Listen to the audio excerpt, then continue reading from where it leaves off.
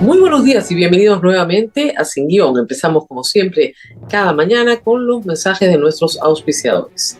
Prestamipe.com, donde encuentras soluciones de financiamiento para personas y empresas. Solicita un préstamo con garantía hipotecaria desde 20.000 soles o haz factoring de liquidez en cuestión de horas ingresando a Prestamipe.com. Cambio seguro, casa de cambio digital registrada en la SBS. Cambia dólares y soles por internet desde su web o aplicativo. Usa el código promocional Sin Guión y obtén un descuento en tu primera operación. Cambio seguro, fácil, económico y súper seguro. Muy bien, y empezamos esta mañana con las últimas de Dina, nuestra presidenta de la República. Como ustedes recordarán, expliqué ayer, el viernes pasado, confesó que tenía en uso particular bienes que no podía recibir. Y ese uso particular significa un beneficio. Y ese beneficio constituye enriquecimiento ilícito, porque no tenía ninguna razón valedera legal para recibir bajo ningún título la posesión de costosas joyas. 3 relojes Rolex y una pulsera Bangle. En esos 4 casos, la presidenta ha reconocido frente a la fiscalía y frente al público que en efecto fue poseedora de esos bienes. Y como ya se les he explicado, creo que yo las últimas 24 horas hasta el cansancio, el delito de enriquecimiento ilícito no requiere de la propiedad de un bien, requiere de su posesión temporal. Hay que añadir que Dina Boluarte regresa los bienes prestados, apenas se entera de que hay una investigación periodística en su contra. No tenían ni contrato, ni fecha de término, ni fecha de inicio, ni contraprestación, ni nada. Dina Boluarte está en una situación muy grave desde el punto de vista penal. Han sido consultados varios penalistas y han dicho lo mismo que les he explicado ayer. Hace varios días, desde el viernes que le habló al país, que no aparece en ningún evento público. Y se ha sabido, por un reportaje de ATV del periodista Carlos Ramos, que tiene una consejera espiritual, digamos, una chamana, que hace limpias en su casa, en fin, esa es su decisión, pero que ha tenido 5 contratos con presidencia del Consejo de Ministros en el último año. ¿Así se está gobernando el Perú? ¿En serio? ¿Qué más hemos sabido de Dina ayer? La siguiente novedad. El Poder Judicial ha ordenado a RENIEC pagar 240.000 soles a Dina Boluarte tras ganar una demanda laboral. En el año 2020, antes de que Dina Boluarte siquiera soñara con ser candidata a nada, año 2020, la señora Boluarte entabla una demanda laboral contra su empleador, que es la RENIEC. Esa demanda laboral ha seguido su curso y la gana en primera instancia. Ella reclamaba 480.000 soles por conceptos varios no pagados durante toda su vida laboral. Bonificaciones, gratificaciones, canastas navideñas, uniforme, en fin. Le reconocieron en primera instancia el derecho, en segunda instancia también, pero el monto cambió a 240.000 soles. Ha continuado litigando, porque la sentencia está en casación en la Corte Suprema, pero teniendo ya una sentencia en doble instancia, la sentencia se tiene que ejecutar. Y su defensa solicitó un cronograma de pago a RENIEC, para lo cual el juzgado ofició a RENIEC, y RENIEC ayer señaló que se va a pagar a partir del próximo año por el lapso de 5 años. Esto ha llamado mucho la atención, pero miren, acá el punto es bien claro. Las resoluciones judiciales tienen que cumplirse. Y si el Estado peruano le debe a cualquier ciudadano en su calidad de trabajador un dinero que ha ganado, pues se lo tiene que pagar. Sobre eso no hay discusión, ni debería haber alarma. Significa que el sistema está funcionando bien. El tema es que las entidades del Estado que tienen que pagar resoluciones judiciales tienen que pagarlas de acuerdo a la disponibilidad presupuestal. Y por lo tanto tienen que calendarizar y establecer un cronograma de acuerdo a la disponibilidad presupuestal. Esta DINA la ha ganado, pero no va a ganar las otras. Ni tampoco nos vamos a olvidar del tema, como sugirió ayer uno de sus ministros. Veamos, por favor. El ministro de Transportes y Comunicaciones, el señor Raúl Pérez Reyes, ha dicho que la señora ya habló, ahora dejemos que la fiscalía haga su trabajo. La señora ya habló, la señora ya reconoció un crimen, ha reconocido los hechos del crimen que ha cometido, todos los hechos que conforman el tipo penal. Recibió, recibió. En posesión, en posesión. ¿Era lícito que recibiera? No. Un funcionario público tiene prohibido la recepción aún en préstamo de estos bienes. Por lo tanto, ha recibido un beneficio indebido y su beneficio indebido se traduce en un enriquecimiento de su persona. Eso es 15 años de máxima. Yo calculo que ya otros abogados, además, el señor Mateo Castañeda, se lo tienen que haber explicado. Ella también estudió Derecho y está rodeada de abogados en el Consejo de Ministros. El reconocimiento de la recepción de los 3 Rolex y la pulsera Bangle bastan y sobran para configurar el delito de enriquecimiento ilícito. No entiendo por qué no está en todas las portadas. Desde viernes la señora confesó. Y el que también la está pasando mal, hay que decirlo, es el señor Oscorima, que a diferencia de la señora presidenta, no tiene el beneficio ante juicio. Vamos a hablar sobre eso después también, porque hay modificaciones importantes en el Congreso. Pero ¿qué ha pasado, por favor? Lo siguiente. Préstame tu Rolex, le gritaban ayer en un evento al señor Oscorima. Además de otras cositas, ¿no? Como ratero, Rolex, Rolex, Rolex. No le fue bien. Las imágenes son de Buenos Días, Perú, por favor. Vamos a compartir. Ya nos encontramos en el distrito de Jesús Nazareno. Jesús Nazareno. Hermanos de Jesús Nazareno. La señora Gloria Ramírez Alparri. Gloria, adelante. ¡Préstalo tu Rolex! Muchas gracias.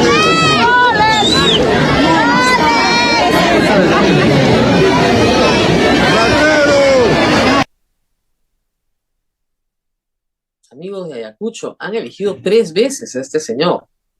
O sea, si no lo conocen a estas alturas, yo creo que sabían perfectamente lo que estaban eligiendo, ¿verdad? Eso es lo que hay. Y la situación de Oscorima es muy complicada, porque en el caso de Oscorima, el Colegio de Abogados de Ayacucho está pidiendo que se le denuncie por cohecho, es decir, por sobornar o intentar hacerlo. Cohecho activo, y Dina Boluarte sería imputada por cohecho pasivo, por recibir. Esto además vinculado a las transferencias efectuadas en favor del gobierno regional de Ayacucho. Transferencias utilizadas para la adquisición de obra pública, en uno de los cuales una de las ganadoras es la cofundadora del partido de Oscorima en Ayacucho. Como que está redondito el caso, ¿eh? Pero bien, bien redondo. La Comisión de Fiscalización ha citado para hoy al señor Wilfredo Oscorima. Yo les apuesto que no va. Y no va por varias razones. La primera, porque tiene que ir a la Fiscalía mañana. La misma razón de la semana pasada. Y la segunda, porque la Comisión de Fiscalización no tiene atribuciones de comisión investigadora para este caso. No las ha solicitado el Pleno aún, no se las han dado, y por lo tanto no puede levantar el secreto bancario ni tributario, y tampoco puede citar con los apercibimientos judiciales de grado fuerza. Por lo tanto, no tiene dientes, y al no tener dientes, ¿para qué vas a ir? A donde sí tiene que ir Oscorima mañana es a declarar a la Fiscalía. Declaración que se suspendió la semana pasada. Y conforme a lo que declare el fiscal de la Nación, porque va a entrar en calidad de testigo, puede separar toda su declaración y derivarla a la Fiscalía Provincial correspondiente para que se le investigue por cohecho, sin ningún beneficio ante juicio.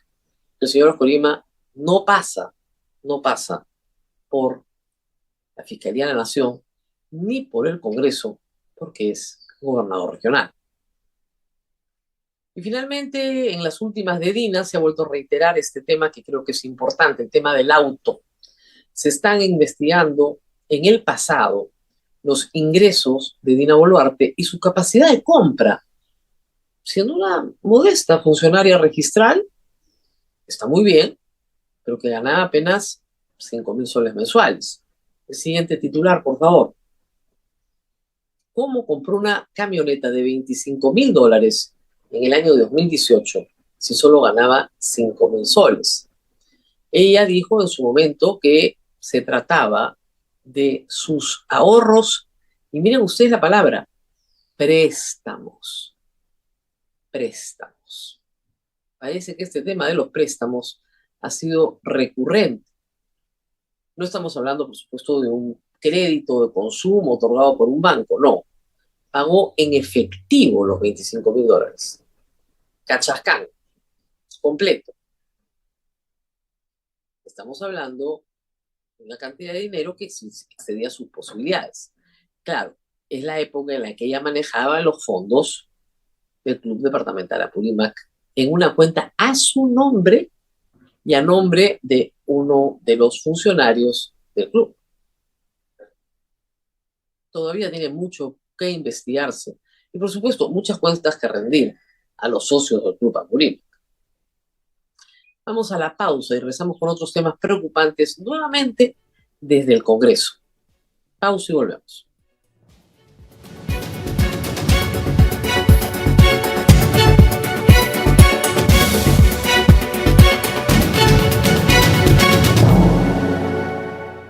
Muy bien, y en tiempos de acusaciones constitucionales, el Congreso quiere nuevamente modificar la Constitución.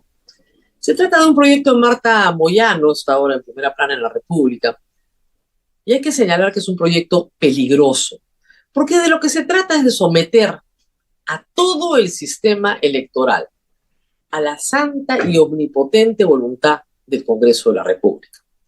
Esto lo hemos explicado antes, pero lo vamos a volver a explicar. El artículo 99 de la Constitución establece quiénes son los altos funcionarios del Estado que tienen lo que se conoce como el beneficio de antejuicio. Es decir, la Constitución presume que altos funcionarios del Estado pueden ser perseguidos políticamente en el Poder Judicial y que tienen que contar con la protección política del Congreso para escapar de ese tipo de persecuciones. La paradoja es que normalmente estos funcionarios no son perseguidos judicialmente por el Poder Judicial y sí son más bien protegidos o perseguidos por el Congreso. Pero en todo caso esa es la regla. Sin embargo, en esa lista de funcionarios, donde está el presidente de la República, los ministros de Estado, los congresistas de la República, los magistrados de la Corte Suprema, no están las cabezas de los organismos electorales, ni el presidente del Jurado Nacional de Elecciones, ni los miembros del jurado, los 5 miembros, ni el jefe de la OMPE, ni la actual jefa de la RENIE. Ninguno de ellos está. ¿Por qué no están? Porque tiene que haber una absoluta independencia entre el poder político representado en el Congreso y el sistema electoral. ¿Por qué? Porque los que están administrando justicia electoral no pueden ser evaluados por los ganadores o perdedores justamente de una contienda electoral.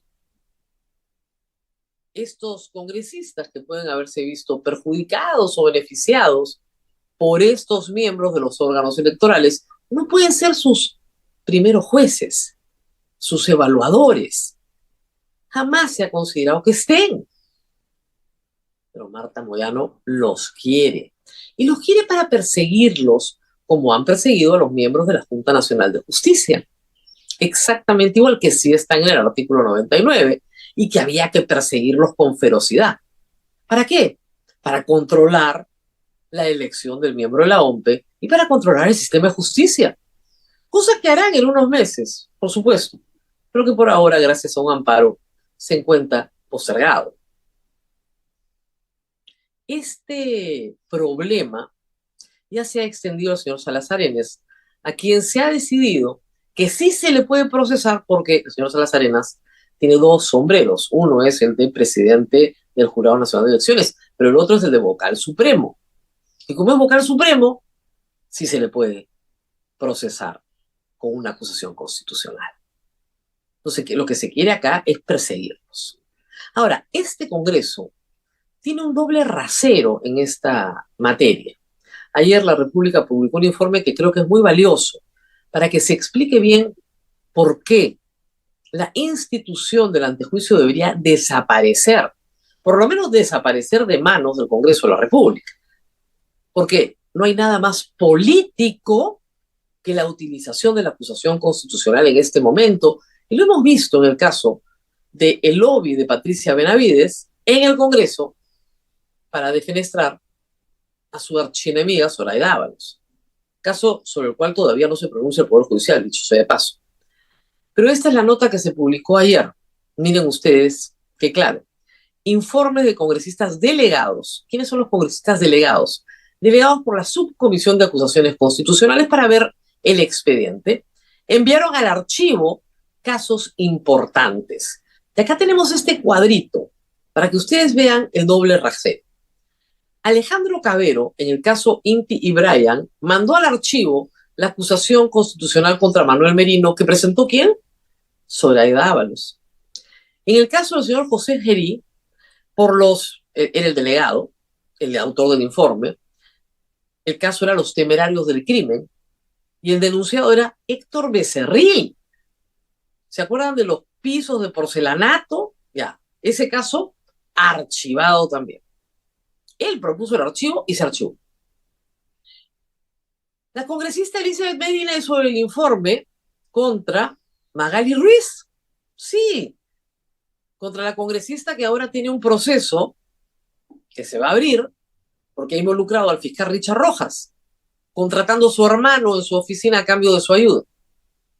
Presunto recorte de sueldo, mochasueldo, archivado. Juan Carlos Lizarzaburu tenía que preparar también el informe por mochasueldo contra María Acuña, la hermana de César Acuña, que es congresista. Archivado también. El congresista Isaac Mita, de Perú Libre, tenía que preparar el informe contra Digna Calle por abandono de cargo.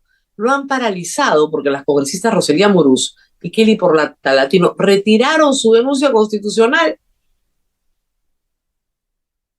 Y la Secretaría Técnica de la Subcomisión de Acusaciones Constitucionales preparó un informe por las muertes en las regiones contra Dina Boluarte y Alberto Otárola. Y lo declararon improcedente. Entonces, como ustedes ven, esto de querer perseguir a las cabezas de los órganos electorales en el Perú tiene un tufillo a venganza, tiene un tufillo a estos son los del fraude, los vamos a freír. No tiene nada que ver con la Constitución. Pero estoy segura que van a tener los 87 votos, ¿eh? De todas maneras, porque para esto hay un pacto en el Congreso que funciona con toda comodidad para estas materias.